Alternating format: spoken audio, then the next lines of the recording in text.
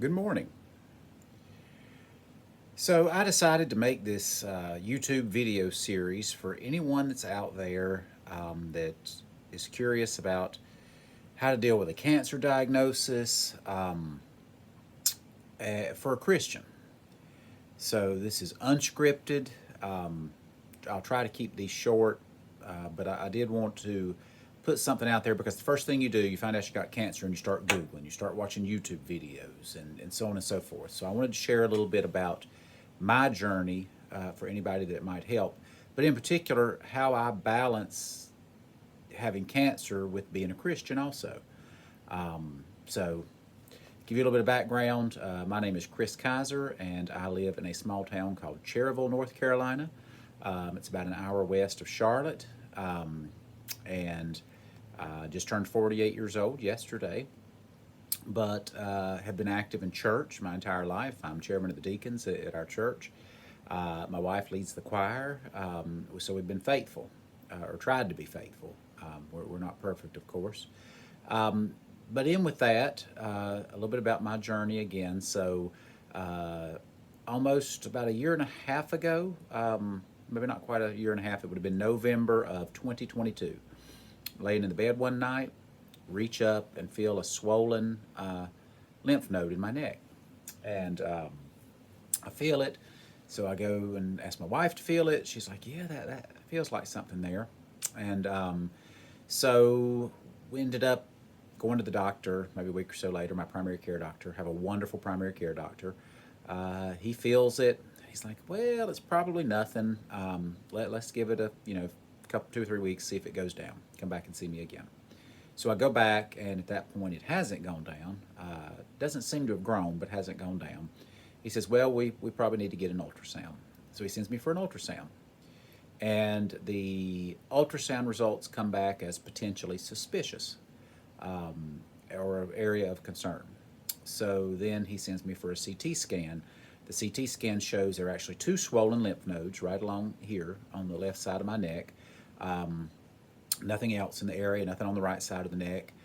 So given that it was those two, nothing on the other side, nothing else looked out of whack, I didn't think too much about it. He said, we'll get you set up with somebody to look at it in January. Enjoy Christmas. Because this was I found the knots right before Thanksgiving.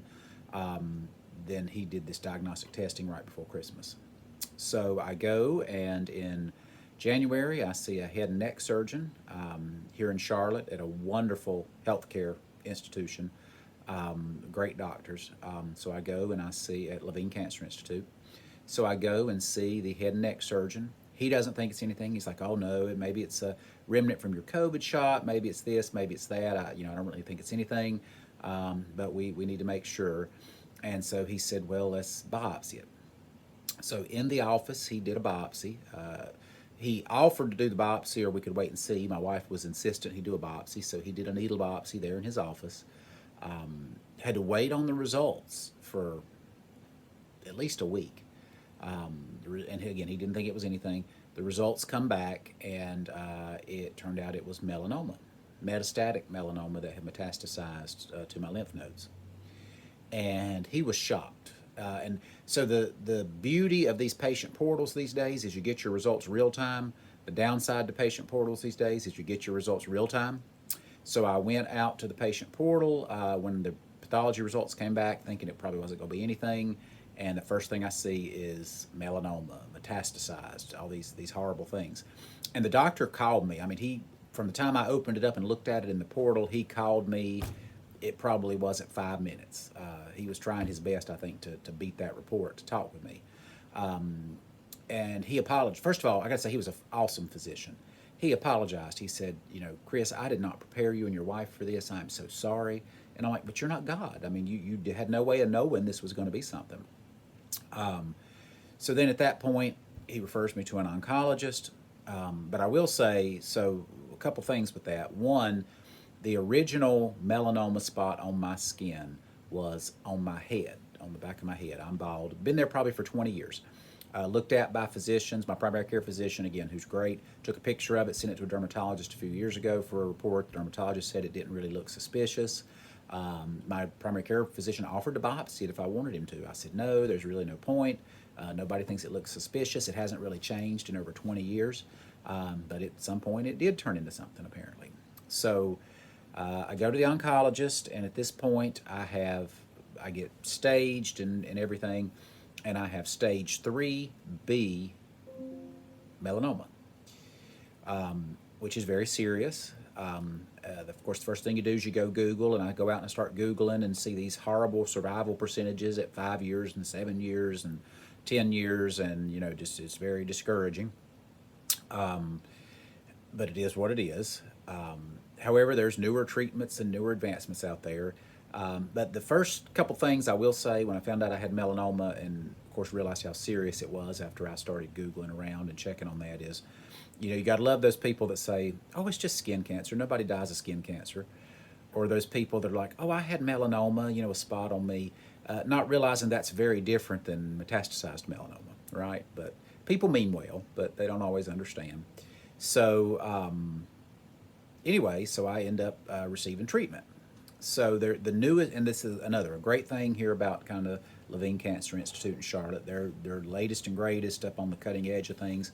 And the newer philosophy is, the old days, if you had melanoma that had metastasized somewhere, the theory was, let's get it out, do surgery, get it out as soon as possible. But the newer theory is chemotherapy doesn't work well for melanoma, so they use immunotherapy to try to get your immune system revved up to fight it. And the newer thought is, go ahead and take a couple doses of the immunotherapy. They call it neoadjunctive therapy, but take it ahead of time so that it can recognize the cancer while it's still in your body, and it may help your body fight it better. Plus, they can look at pathology and kind of see result-wise if it's working well. So my doctor, my oncologist here in Charlotte, who is phenomenal, him and his entire team, said, okay, let's do this therapy. So I found out right around January 20th, 25th of 2023 that I had the cancer. Was scheduled for surgery in April, but in the meantime, or actually scheduled for surgery in late March, but in the meantime, they're going to do this therapy. So I get immunotherapy, a double dose. My first dose is February 7th of Opdivo and Yervoy. It's a combination immunotherapy. And 3 weeks later, I get another combination immunotherapy of Opdivo and Yervoy. No major side effects.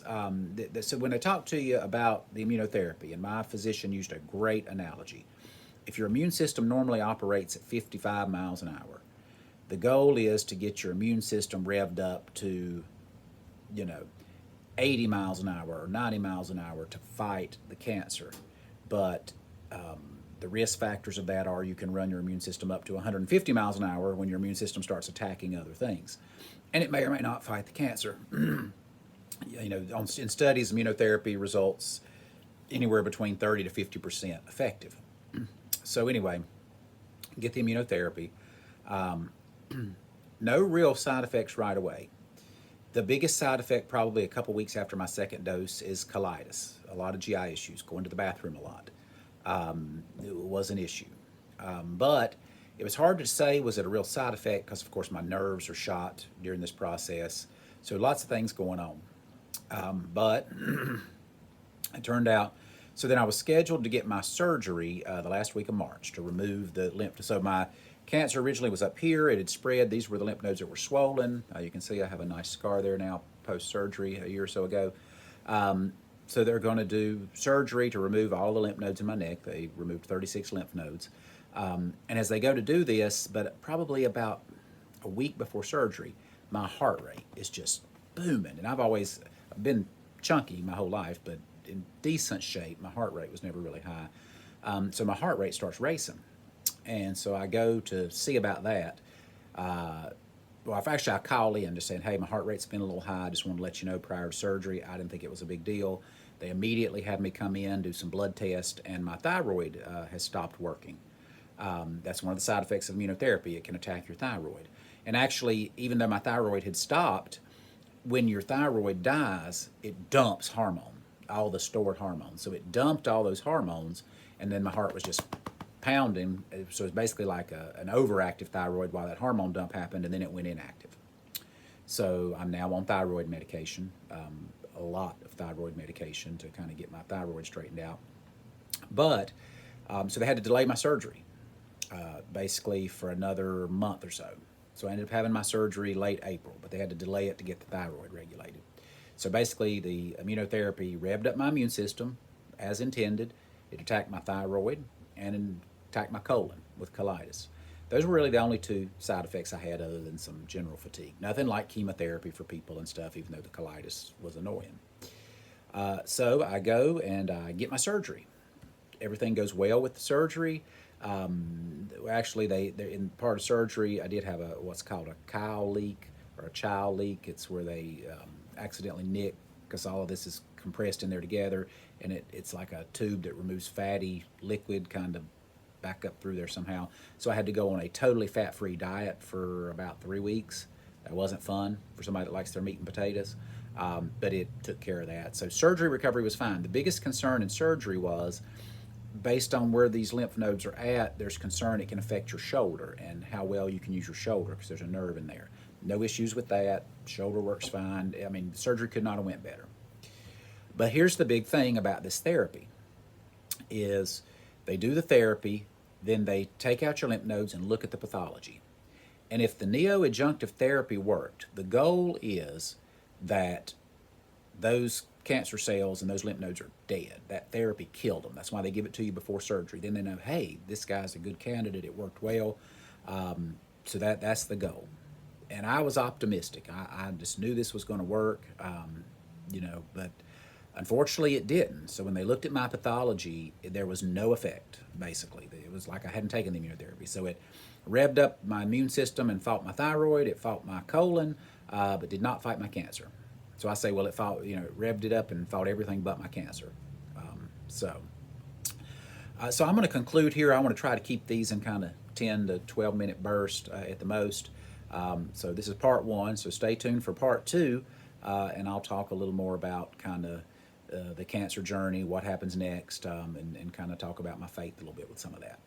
Thanks. Have a great day.